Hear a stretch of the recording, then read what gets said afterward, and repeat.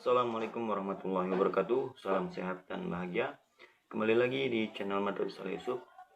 Oke, seperti biasa yang akan saya bahas masih tetap seputar kesehatan lambung. Dan di video kali ini yang akan saya bahas sembuh dari asam lambung GERD anxiety psikomatis tanpa obat ya. Tanpa obat. Sebelum kita lanjut ke pembahasannya, buat teman-teman yang belum subscribe channel Madrasah Yusuf ini, silahkan subscribe dulu ya, biar channel ini bisa lebih berkembang, dan pastinya saya juga lebih semangat untuk membuat video-video terbaru tentang seputar kesehatan lambung. Oke, dan buat teman-teman yang menonton video-video saya mohon untuk fokus ya, perhatikan setiap ucapan-ucapan yang saya katakan gitu, agar teman-teman itu paham, mengerti, dan biar teman-teman itu tahu gitu ya, bisa untuk mengatasi asam lambung ini ya. Jadi kalau misalkan teman-teman paham, mengerti, jadi teman-teman itu sangat mudah nanti untuk mengatasi penyakit asam lambung ini. Jadi saya sarankan untuk fokus ya saat melihat video-video saya. Soalnya gini, penderita asam lambung anxiety ini orangnya sangat ngeyel-ngeyel. Kalau dikasih tahu tentang kebaikan asam lambung atau motivasi yang baik tentang asam lambung, itu sangat sulit untuk masuk ke otak. Tapi kalau misalkan mendapatkan kabar-kabar yang buruk, yang negatif tentang penyakit asam lambung ini, misalkan teman-teman lagi sesak nih ya ulu hatinya, terus teman-teman ini searching di Google, cari tahu tentang penyebab sesaknya napas ini ya. Dan itu pasti munculnya akan sesuatu yang negatif, kayak semacam penyakit jantung, paru-paru, dan penyakit ekstrem lainnya. Dan pastinya itu akan masuk ke otak ya, akan terpikirkan terus setiap hari, setiap saat, bahkan setiap detik teman-teman itu akan memikirkan itu. Tapi kalau misalkan teman-teman mendapatkan informasi-informasi yang baik, yang memotivasi lah pokoknya tentang asam lambung ini, sangat sulit untuk masuk ke otak. Ngeyel, masa iya cuma dengan ini bisa sembuh dari GERD, tanpa obat bisa sembuh dari GERD. Jadi saran saya untuk fokus ya, untuk percayalah kepada saya. Soalnya saya ini membuat video-video tentang lambung ini bukannya saya pengen ngapa-ngapain banyak, karena saya ini merasakan dulu ya, gimana susahnya gitu, betapa sulitnya gitu yang menghadapi penyakit ini ya. Jadi saya membuat video ini itu biar teman-teman itu paham, mengerti, dan bisa sembuh lagi dari penyakit asam lambung GERD anxiety ini ya. Oke. Jadi gini teman-teman ya, penyakit GERD anxiety psikomatis ini sebenarnya obat itu nggak terlalu penting. Untuk penyakit asam lambung ini ya. Sesuai dengan judul dari video ini, sembuh ya dari asam lambung GERD anxiety tanpa obat. Karena saya juga dulu pernah berobat ke sana ke sini ya, di Jakarta itu dulu ya, waktu saya masih di Jakarta itu udah sering banget saya berobat bolak-balik klinik, rumah sakit ya, nggak ada kesembuhan sama sekali, hingga saya memutuskan untuk berhenti berobat.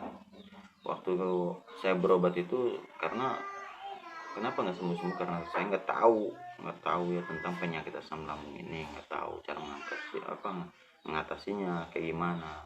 Karena penyakit asam lambung ini berkaitan dengan otak gitu ya, yaitu berkaitan dengan otak. Makanya dulu kan saya mengobati itu hanya lambungnya saja, sedangkan saya tidak tahu penyebab terbesar penyakit asam lambung ini adalah otak ya.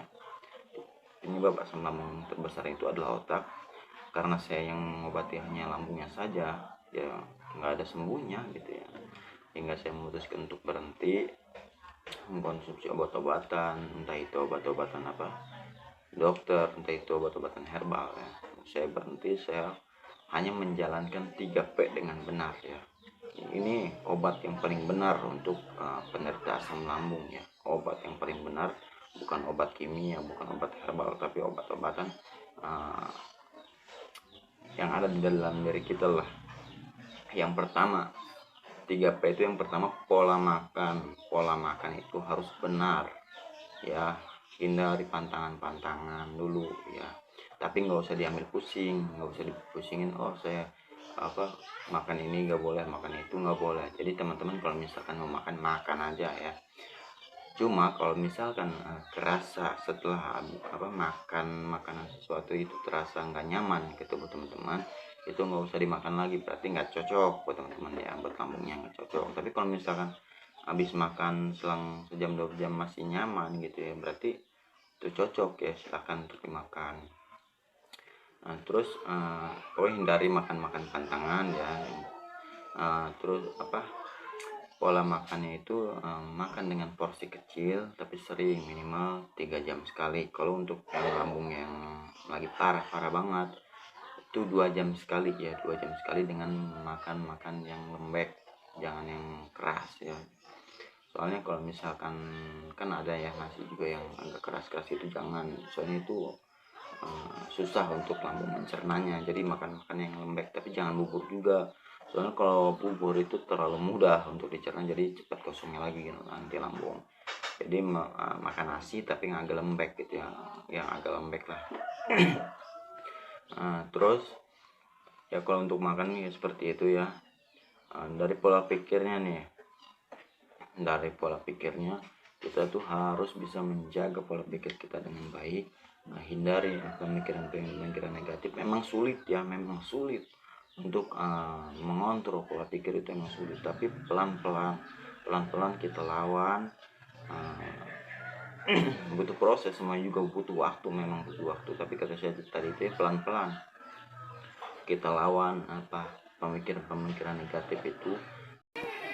Hanya saja pemikiran kita itu yang terlalu berlebihan, penyakit sensasi-sensasi yang kecil aja yang tadinya kita anggap biasa untuk orang-orang yang normal, itu misalkan ada sensasi-sensasi kayak macam suka ada rasa nyelekit gitu ya, terus badan pegel, itu mungkin biasa-biasa aja, akan terasa biasa-biasa. Tapi kalau misalkan untuk penderita asam lambung, anxiety, itu sangat berat banget ya. Itu otak kita pasti berpikirnya macam-macam. Waduh, jangan-jangan ini penyakit jantung, jangan-jangan ini pokoknya aneh-aneh lah pemikiran orang anxiety itu ya.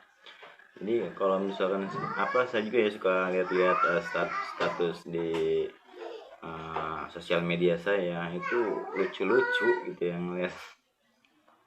Jadi pengen ketawa kalau misalnya ngeliat story mereka itu ya, untuk penderita asam lambung anxiety itu ya, lucu gitu. Walaupun emang saya juga sebenarnya saya juga pernah gitu ya. Jadi saya ingat ke diri saya sendiri gitu, saya juga dulu kayak gini gitu ya.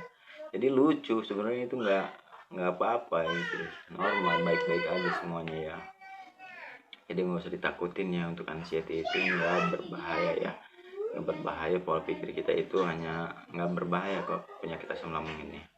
Jadi nggak usah ditakutin, terapkan dalam hati bahwa penyakit asam lambung ini nggak berbahaya, bisa disembuhin tanpa obat pun, bisa disembuhin penyakit anxiety dengan 3 pola. Yang pola yang ketiga ini pola hidup sehat ya. Dari pola hidup sehat itu dari tidur ya, dari waktu tidur itu jangan kurang minimal dari 8 jam. Terus tidurnya kalau misalkan untuk orang yang lagi parah-parahnya itu jangan berbaring datar gitu ya, harus agak nyender gitu ya, harus posisinya harus seperti inilah. Jadi posisi kepalanya harus seperti ini gitu ya. Jadi bantalnya agak ditinggiin aja, jadi biar bersandar gitu, agak bersandar. Untuk tidur awalnya harus seperti itu ya. Kalau misalkan udah tidur mau jungkir balik juga nggak apa-apa ya, yang penting untuk awal tidurnya seperti itu, harus bersandar, posisinya miring gitu ya. Jadi kenapa harus seperti itu? Supaya otot esofagus sama lambung ini nggak datar. Karena kalau misalkan datar, nanti si cairan-cairan yang lambung itu akan menyentuh terus ke otot esofagus ini ya, katup lambung ini ya.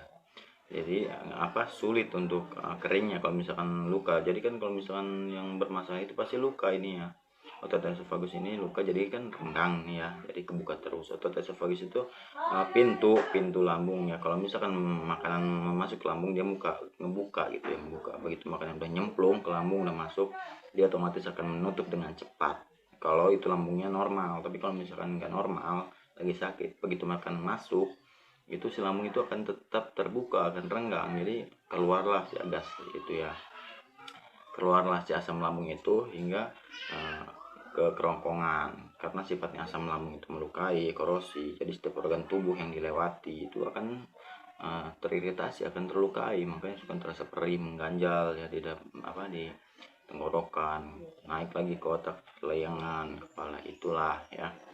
Jadi asam lambung ansiat itu seperti itu, berkaitan. Lambung dan otak itu berkaitan. Ketika asam lambung kita naik, otak itu akan merespon, timbul rasa panik, cemas, takut. Sebaliknya begitu ketika otak kita panik, cemas, itu akan merespon balik ke lambung untuk memproduksi asam lambung yang terus-terusan memperbanyak gitu ya. Akan terus-terusan memproduksi asam lambung, semakin banyak terus, nanti naik lagi kan ya, banyak respon lagi ke otak, balik lagi ke lambung, balik lagi ke otak. Itu muter aja terus, nggak ada sembuhnya, nggak ada kelarnya. Ya jadi saran saya harus bisa mengontrol otak ya. Ini penyakit terbesar ini adalah penyakit pemikiran. Lambungnya itu cuma 30%. Yang kecil sebenarnya penyakit lambung itu ya, cuma 30%. Yang gedenya ini 70% ini penyakit otak ini ya, penyakit pemikiran. Nah, terus nanti untuk pola yang ketiga itu pola tidur ya, dan pola ya tadi pola tidur, terus pola hidup sehatnya lagi olahraga pagi. Kalau misalkan bisa pagi, kalau nggak bisa pagi, siang juga boleh. Terus kalau nggak bisa siang, malam juga boleh, yang penting asal keluar keringat. Kalau misalkan kita lagi berolahraga, itu harus pakai jaket yang tebal. Olahraga ringan aja, jangan terlalu berat. Biar yang penting kita asal keluar keringat ya, yang kita butuhkan itu keringatnya ya, bukan capeknya. Terus jangan terlalu berat juga, olahraga yang nyantai aja gitu ya. Soalnya kalau misalkan terlalu berat, takutnya si lambungnya ini jangan loncat-loncat lah, nanti ke gojlok gitu ya. Terus yang terlalu capek juga, tadi juga ya, jangan terlalu capek. Yang kita butuhkan itu keringatnya. Jadi kalau misalkan terlalu capek, nantinya tubuh kita akan drop lagi, tubuh kita ya. Jadi saran saya 3P itu seperti itu. Saya sembuh dari asam lambung itu tanpa obat ya. Saya terapkan lagi sehat itu tanpa obat, hanya menjalankan 3 pola itu dengan benar, dengan kebersamaan ya, harus bersama. Jadi kalau misalkan kita jalankan yang pola makan, tapi pola pikirnya nggak kita jaga, itu nggak bakalan sembuh. Sama kalau misalkan pola pikirnya kita jaga, pola makannya nggak kita jaga, itu juga sulit untuk sembuh ya. Terus kalau misalkan pola makan, pola pikir kita jaga, pola hidup sehatnya nggak jaga, sulit juga untuk sembuh. Jadi harus kita barengan ya, ketiganya itu harus bersama kita lakuin ya. Mungkin untuk video kali ini cukup sekian ya, semoga bermanfaat. Untuk teman-teman yang belum subscribe, silahkan subscribe dulu ya. Dan buat teman-teman yang udah subscribe, saya ucapkan terima kasih banyak. Saya doakan semoga kebaikan yang dibalas sama Allah Ta'ala, amin. Oke, cukup sekian. Wassalamualaikum warahmatullahi wabarakatuh.